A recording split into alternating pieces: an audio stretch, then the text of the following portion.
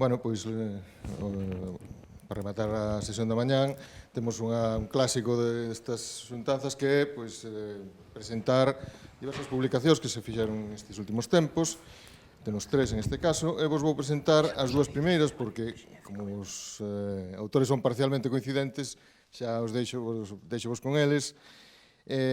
Temos a Xulia Feixóo, que publica Maruxa das Cortellas, tocadora de pandeiro, e despois, ela mesma, con Guillermo Ignacio, que publicaron Mulleres de Gargamala, Cantares de Tradición Oral. Xulia é licenciada en Historia da Arte, está especializada en Historia da Música e é etnomusicóloga. Tamén é titulada profesional en percusión e tamén, como vedes, é investigadora sobre a música de tradición oral. Guillerme é diplomado en Educación Musical, mestre de Música e Canto, investigador e divulgador de música tradicional galega e ten xa varios traballos publicados sobre investigacións, sobre todo na provincia de Pontevedra, se non me equivoco. E, bueno, xa vos deixo con eles.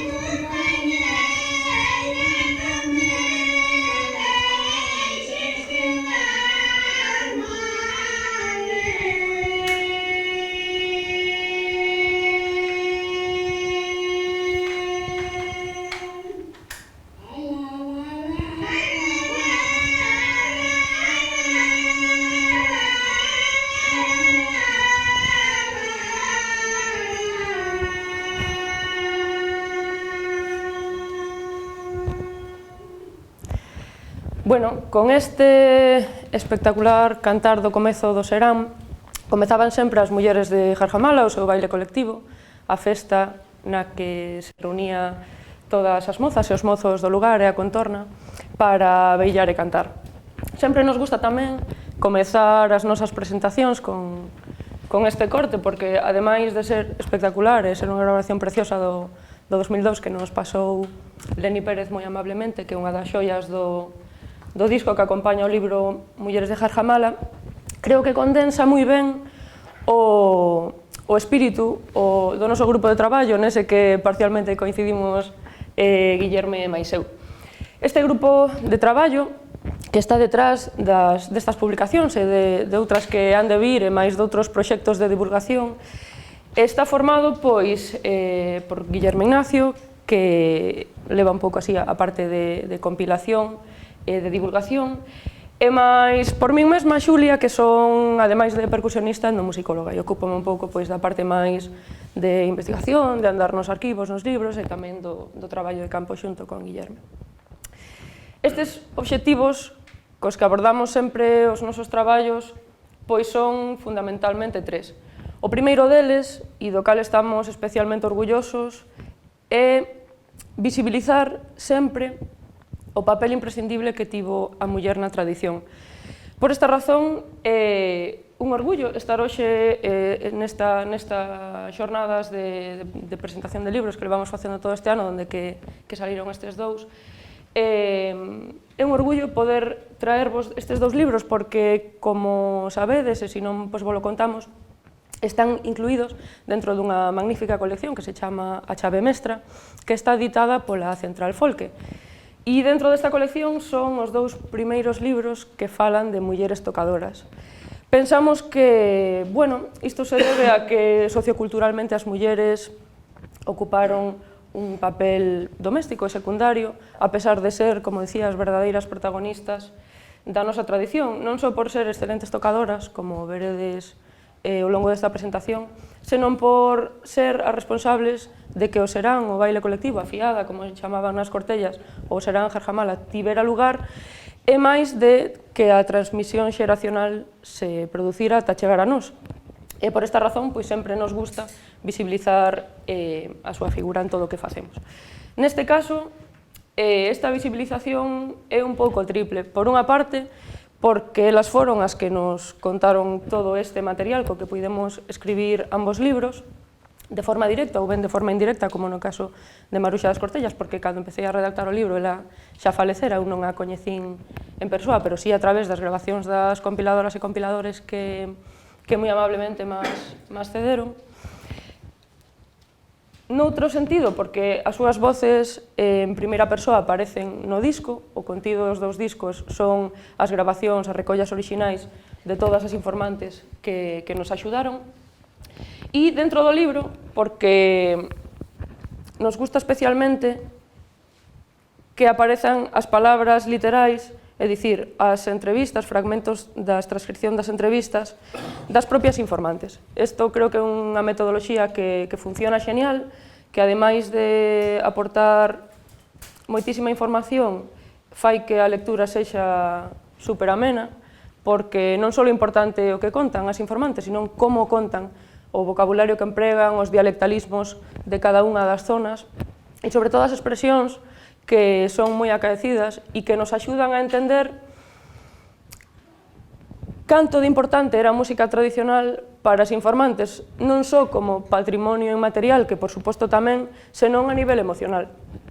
Hai moitísimos exemplos nos dous libros, tanto no de Maruxa como no de Mulleres de Jarjamala, no que informantes que levan moitísimos anos en falar da música, pois se veñen arriba, incluso informantes que xa físicamente pois non están 100%, que están así un pouco mermadas, ves como se veñen arriba e collen o lejón, e aínda que teñan unha man enyesada, se poñen a tocar coa pedra, e como elas nos contan iso nos parece super importante para entender o verdadeiro papel da música tradicional na nosa sociedade. E, bueno, ao terceiro nivel de visibilización que sempre procuramos facer Guillerme e máis eu é traelas ás presentacións. Moi poucas veces a nivel físico, porque son maiores e desplazarse ata aquí pois é complicado, aínda que hai ocasións nas que sí que nos acompañan, pero sempre procuramos traer ou ben cortes de entrevistas ou ben algunha grabación puntual para que poidades tamén os que estades nas presentacións escoitar de xeito directo a estas mulleres. Como vos dicía, estes dous libros se parecen moitísimo porque os obxectivos cos que os fixemos son moi semellantes e a metodoloxía de traballo tamén, pero a vez son moi diferentes. No caso de Maruxa das Cortellas, que é do libro do que vos vou a falar eu agora, é un libro que ten diferentes capas de profundidade. Ten unha primeira parte, que é un estudo así un pouco máis histórico, un pouco máis profundo, sobre o propio instrumento que tocaba Maruxa, o pandeiro cadrado, que tendes aí na imaxe nunha foto maravillosa do gran mestre Pablo Quintana, que aproveito para agradecerlle que sempre nos está pasando material de xeito desinteresado e moi entusiasta, por certo. Grazas, Pablo.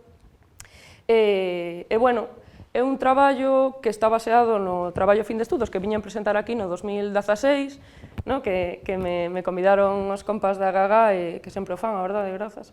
Non sei por que contade sempre comigo, non entendo. Pero bueno, aquí estou. No fondo, aquí estou. Bueno, daquelas, esta parte, digamos que é unha sección dese traballo, profundizo un pouco nas fontes documentais, había un montón de autores, Pablo Carpintero, entre outros, que xa abordaran o tema, pero este é un pouco unha reunión de todas as diferentes fontes que fun atopando, e máis outras, sobre todo iconografía, que foi aparecendo, pois, tirando dos museos, tirando dos fondos do Prado tamén, do Museo de Belas Artes de Asturias, que resulta que tamén tiñan aí documentos relacionados co pandeiro. Fixen unha brevísima escolma así de algunhas fotos chulis, perdonade que teño aquí o chismo, de algunhas fotos que fun atopando nas que fago un pequeno percorrido histórico pola presenza do pandeiro, neste caso a dufe, que era como lle chamaban este instrumento na Idade Media, e a verdade é que o tempo do románico, que é o primeiro momento no que aparece representado este instrumento a nivel de iconografía, hai uns exemplos preciosos. Esta é unha foto que tirei eu, pero que fixemos Guillerme máis eu, en Villaviciosa, en San Xoán da Mandi, e que é un exemplo precioso de como se representaba o adufe neste momento. Como vedes, é máis dunha adufeira, unha tocadora muller, que é o que adoita aparecer neste período. Fixen así paso rápido porque non temos moito tempo. Este é un exemplo tamén de representación dun adufe no románico, neste caso no románico galego. Trátase do tímpano da entrada principal, é dicir, da fachada occidental, digamos, da igrexa de San Miguel do Monte en Chantada. É un dos 3 exemplos que temos en Galicia, o máis chulo, e a verdade é que merece a pena ir ali a velo. Como vedes, xa hai unha representación así un pouco menos naturalista, por así dicilo, pero é moi chulo, aparece ali arriba, así, de adufeira, non? Tocando, este bailarín e un home tocando, como vedes. Truxen... tamén, isto é precioso, é que me gusta moito, logo no libro tendes así máis iconografía e podes miralo con calma. Truxen tamén este cartón, este é un cartón que servía como base para facer os tapices que están no Museo Nacional do Prado, para facer os tapices que adornaban a entrada principal do comedor real en El Pardo. É dun coetáneo de Goya, de feito, houve aí un concurso que é moi interesante.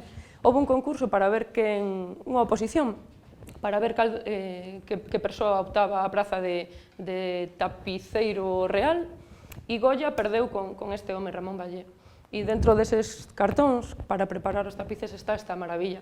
Como vedes, o pandeiro, que xa se chamaba pandeiro, cadrado, adobiado, non sei se se ve moi ben, con pompóns e máis con arouxos, que casualmente no traballo de campo que fixemos despois de eu presentar aquí o traballo, as mulleres pola zona de Amoedo, ali en Pazos de Borbén, hai mulleres que nos remitiron a este xeito de ornamentar os pandeiros. Hai un montón de coincidencias entre as fontes históricas e o que nos contaron as nosas informantes. Non sei se truxen algunha máis, porque... sí, esta que tamén é maravillosa. Esta apareceu, é un cadro costumbrista de Álvarez Catalá, que é un pintor do século XIX, no que representa un filandón en Ermo, na parte asturiana xa, un cadro feito en Asturias, no que se ve unha escena que se podría dar en Asturias e en Galiza tamén. Vedes as mulleres fiando, e no fondo, aquí, aquí, aparecen dúas mulleres tocando o pandeiro. Xa vemos o pandeiro nun contexto popular como o que atopamos nas Cortellas e no resto de Galiza, nos sitios onde se conservou o seu uso.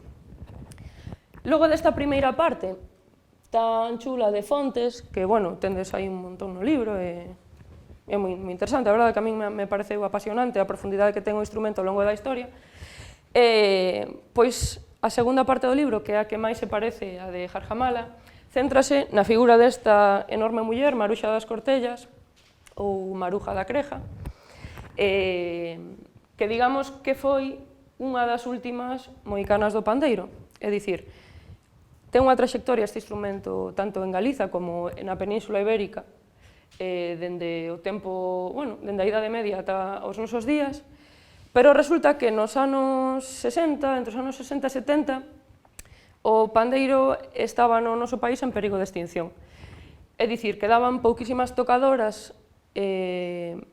potentes, é dicir, tocadoras destas que te quedas coa boca aberta, quedaban moi pouquiñas. E Maruxa das Cortellas, xunto con Concha do Canizo, creo que son as dúas últimas grandísimas tocadoras. Por sorte, siguen aparecendo tocadoras ou máis ben informantes secundarias que recordan como a súa mai tocaba ou como a súa avoa ou unha veciña tocaba, entón elas o collen e nos dan unha información valiosísima e van aparecendo cada vez máis, e isto é unha sorte e unha alegría, pero grandes tocadoras xa non quedan como ela. Entón, esta segunda parte é un monográfico non só sobre a súa figura, sino sobre a música da aldea das Cortellas, na que Maruxa se imbuiu da cultura tradicional. É un pouco o ambiente musical da aldea das Cortellas no tempo de Maruxa. Neste punto non vou entrar moito porque ten mogollón de concomitancias coa parte de Jarjamala que vos vai explicar Guillerme, entón así nos aforramos un pouquiño de tempo. Pero bueno, para facer esta parte, como vos dixen, eu non coñecín a Maruxa porque xa falecera cando empecé a facer este traballo, o que fixen foi pedir axuda a un montón de compiladoras e compiladores que me pasaron moitísimo material. E entre eles, pois, Pablo, o propio Guillerme, Leni, Monse e Felisa de Leilía me pasaron un montón de entrevistas, Chisco e Miguel de Fiadeiro tamén. E a verdade é que estou moi agradecida porque se queremos investigar e non temos fontes é complicado. E no tempo no que vivimos cada vez é máis complicado achegar as informantes. E sin o traballo colectivo e a colaboración entre os diferentes elementos do panorama da investigación, pois sería imposible. Entón, tamén aproveito para agradecerllelo e para animar a todo o mundo a que colabore e faga traballos en común. E, bueno, despois hai unha parte na que hai partituras e o propio CD, da que vos falo despois. Entón, agora doulle paso a Guillerme, que vos vai falar un pouco de como facemos o traballo de campo e máis a documentación para a parte central dos nosos libros.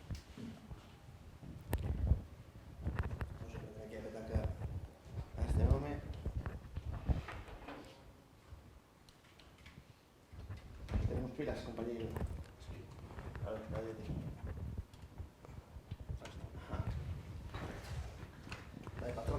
Bueno, pues bons días a todos, grazas polo convite a Gagán, un placer, grazas a todos por estares aquí.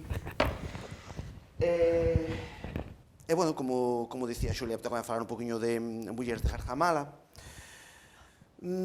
Eu xa coñecín e vin en activo as mulleres de Jarjamala alo polo ano 2000, naqueles maravillosos seráns que se comezaron a facer na zona do Condado. Bueno, aquilo era impresionante, non? Aquelas mulleres eran potentísimas e a verdade é que daba gusto oílas.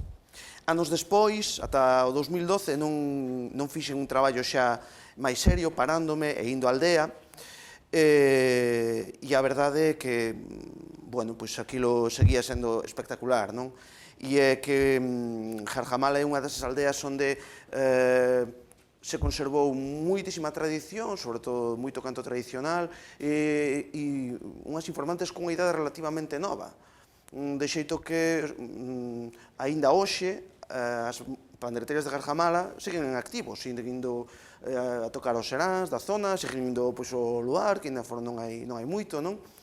E iso é un activo moi importante, non só unha zona con moita tradición, senón que está moi ben conservada porque hai moitas informantes e hai informantes dunha idade boa, non aínda.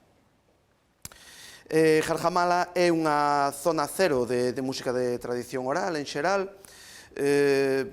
En Galiza, ainda imos conservando zonas, aldeas, parroquias, onde temos mulleres que viviron aínda moi intensamente imbuídas na tradición, é dicir, viviron a música como algo realmente importante e significativo dentro da cultura tradicional, porque elas mesmas viviron dentro desta cultura tradicional. En outros sitios cada vez é máis difícil de topar. É por iso que lugares como Jarjamala son fitos dentro do que é o contexto peninsular, mesmamente.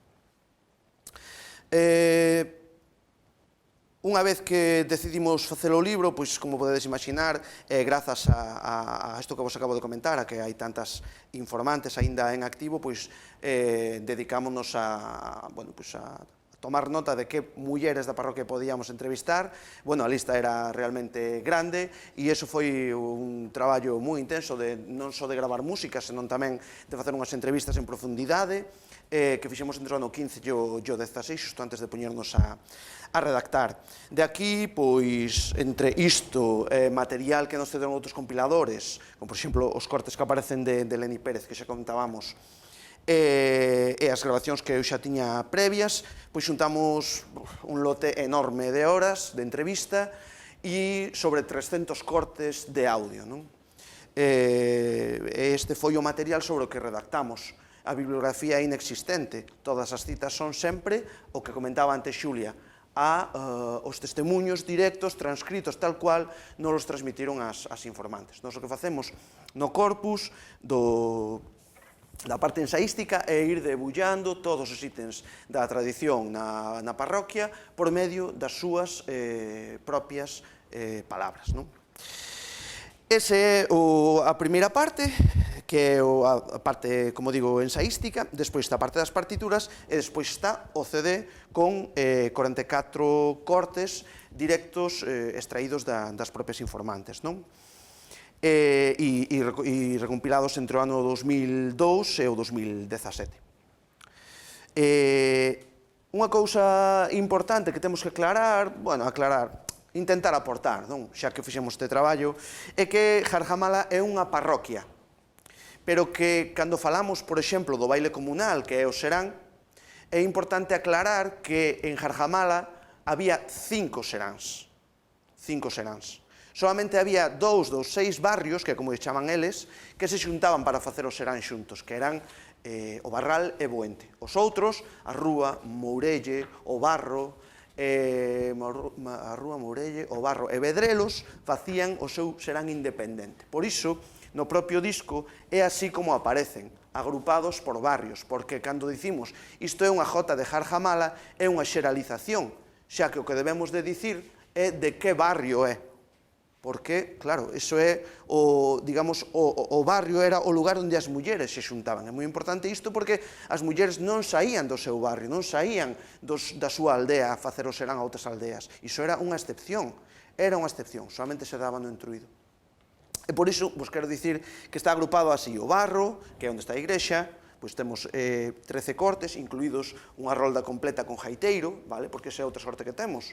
Ainda conservamos un jaiteiro en activo, Manuel, que tocou de novo nos seráns. E aquí aproveito tamén para explicar que, claro, hai unha formación tradicional que ainda temos por reivindicar e é o do jaiteiro coas pandeiretas, coas pandeireteiras. Porque cando tiñan a sorte de poder liar algún mozo que tocara a jaita para tocar no serán ese día, elas tocaban as pandeiretas e o mozo tocaba a jaita, e case sempre eran jaiteiros da aldea.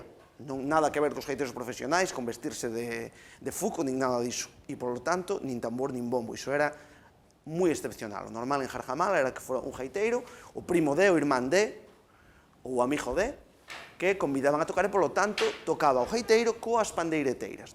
E así está recollido nesta primeira parte do disco, do barro. Logo de Mourelle, outros 10 ou 12 cortes, da Rúa, 10 ou 12, e do Barral, tamén outros 10 ou 12, total 44, 10 ou 11. Solamente nos quedou Vedrelos, que é unha aldea moi pequerrechiña, que xa está na parte baixa da parroquia, que linda con frades, e que, aínda que sí que hai informantes están de luito, pudemos entrevistalas, pero non nos cantaron, polo tanto, sí que temos esa parte no ensaio, a parte de Vedrelos, pero non no CD. Ben, no que o ensaio, pois, imos debullando todo isto que ten relación co baile comunal, como sabedes se chama o serán, pois, por exemplo, que o serán era toda a tempada de outono-inverno, desde outubro máis ou menos ata abril, cando empezaba o traballo duro, que ademais era 4 días a semana, martes, xoves, sábado, domingo, é dicir, é unha zona onde se conservou moi ben a tradición do baile comunal, non? E isto levaba, como acabo de dicir, a que durante 6 meses no ano, 4 días a semana, as mozas da aldea tocaban e cantaban todos eses 4 días, é dicir, tiñan unha escola boa, que era práctica, e aprenderse unhas ás outras. As mulleres eran responsables, isto tamén é moi importante, cada día que había serán, unha moza era encargada, era responsable de coller de mercar o carburo para alumear coa lámpara de carburo, de ter as pandeiretas que eran comunais, era un instrumento fundamental, a parte do que era a jaita, as pandeiretas, os nosos informantes, do tempo das nosos informantes, e de, ademais, xuntar a 2 ou 3 mozas para, a hora de comezar o serán, cantaren xuntas ou cantar do comezo do serán que escoitamos antes. Isto tamén é moi importante porque, pois iso, danos fe do sistema tan claro, tan marcado que tiña, das normas que había que cumprir para que o serán se pudera facer. Outra norma pois era que cada vez que subían 3, 4 ou 5 mulleres a tocar a pandeireta tiñan que botar sempre aqueles bailes, jota rebeirana e logo jotes agarrados, normalmente a rumba, o chiqui-chiqui o valse, ou o paso dobre, dependía. e todos os mozos tiñan que vellar coa mesma parella, eses 5 bailes non podían cambiarse, non? Moitas normas que había. Estas normas desaparecían cando era entruido, que é o único momento no que sí que estaba permitido que as mulleres se vestiran de madamas, é dicir, se vestíanse, bueno, pues guapas, con sayas, con puntillas, e tapaban a cara e ian aos seráns a outras aldeas, xeralmente da parroquia, non como os mozos, que iban a todas as parroquias que houbera, por haber, claro, porque era maneira de evitar a consanguinidade. E, bueno, tamén contamos como foi o esmorecemento nos anos 60 do que son os seráns, a persecución por parte da autoridade, da Guardia Civil, que contribuiu a que, bueno, se deixaran de facer, e, por suposto, os bailes de moda, os transportes que podían facer que foran nun coche 5 mozas ou un mozo ao baile a Mondariz, ata acabar desaparecendo coa chegada xa dos fonógrafos. Outro ítem así máis importante é o da eaña e o ciclo do millo, que claro, é outra das cousas fundamentais, porque en todo o condado de Paradanta se conserva o que é, bueno, rituais bastante desenvolvidos alrededor do ciclo do millo, que é a eaña, pero, claro, en Jarjamala isto é moi potente, por dicirlo así. Entón, hai distintos rituais que vamos explicando e que inclúen, como saberedes, os cantares de traballo, sobre todo nas achadas, e logo o cantar de aña, que é cantar co lejón, facer un ramo, bailar alrededor do ramo, etc. Un ritual moi complexo de fertilidade, lóxicamente, sobre todo nun comezo, e, ademais, un ritual favorecedor da colectividade da comunidade. Pois nada, comíme a túa parte, Xulia. Creo que non vas poder falar das partituras. Non, se lle das un clic aí a pantalla xa pode. Nada, simplemente quería comentar das partituras que, digamos, forman a parte do cancioneiro xunto coa unha escolma enorme de cantigas que representan un pouco o modelo ideal de cada melodía que de cada ritmo bailable ou de cada xénero que nos cantaron as informantes. É dicir, non representan exactamente un momento concreto, senón que intenta aunar a variante máis estable que representa mellor como houbo de ser a jota, neste caso, das cortellas. Ademais diso, hai un esquema rítmico no que represento como se comportaban os instrumentos que acompañaban o canto, neste caso as cunchas, a pandeireta e o pandeiro, que era a formación máis habitual nas cortellas, no caso de Jarjamala a pandeireta e o lejón, e digamos cales son os petos característicos que marcan cousas importantes para o baile. É dicir, sempre comezan da mesma maneira, sempre fan os mesmos petos para marcar a volta e sempre fan os mesmos petos para volver o punto. X veces. Eso depende do grande que fora a roda, do número de bailadores que houbera, eso non importa e por eso non está aí representado. Entón, digamos que a hora de facer unha montaxe, de aportar algo para xente que despois reinterprete este repertorio, creo que é unha achega que pode ser útil, por suposto, acompañada sempre do disco coas voces orixinais. E con isto rematamos a nosa presentación, agardamos que vos gustara e que levedes unha boa sensación, sobre todo dos libros e dos audios que son impresionantes. Moitas grazas.